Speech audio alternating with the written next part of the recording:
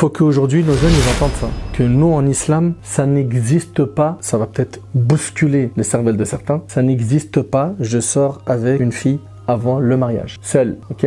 Sortir ensemble, c'est impossible. Ouais, il est là, il la balade dans sa voiture, il va la chercher je sais pas où, on va boire un verre pas forcément de l'alcool. Hein. On est là ensemble.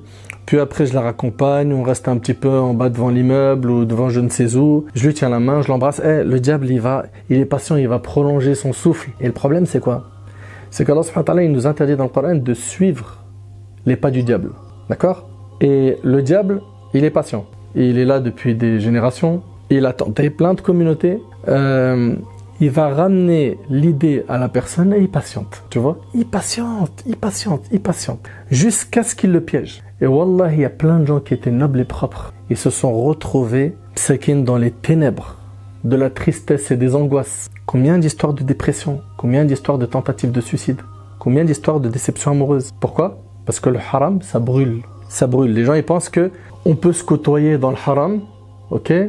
Le père, il n'est pas au courant. Et des fois, la pire des choses, c'est quoi? C'est que les familles sont au courant. Voilà, alors là, il y a plein de cas de figure. C'est, allez, ma fille, va avec lui. De toute façon, machallah, je préfère que tu marches avec lui, je sache avec qui tu vas, que tu me fasses un truc derrière mon dos. Ça, c'est certains parents.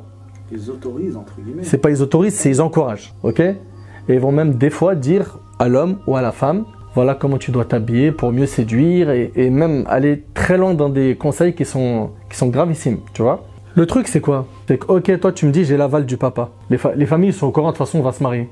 C'est un piège ça aussi. Moi je te pose une question. T'es capable d'aller dire au père de cette sœur ce que tu fais avec elle quand t'es seul? Impossible. Impossible.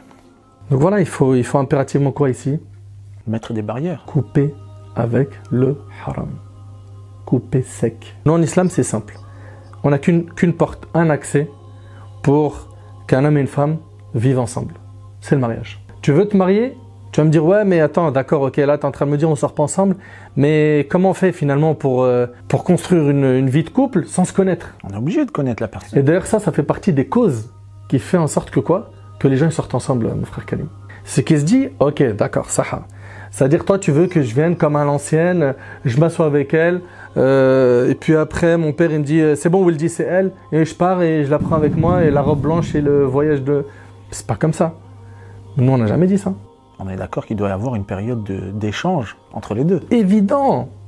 Mais le problème c'est quoi? C'est qu'aujourd'hui la cause de ces fléaux qu'on a aujourd'hui, il y a plein de choses. Un, comme je t'ai dit, ils veulent à tout prix se connaître à 100% avant le mariage. C'est faux. C'est pas possible. Tu peux pas. C'est trompeur.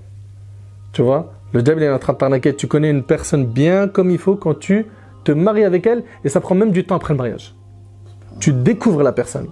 Ce qui t'est demandé toi avant le mariage, c'est de connaître les grands axes. D'accord? Et ça c'est faisable. Et n'oublie pas qu'il y a la prière de consultation.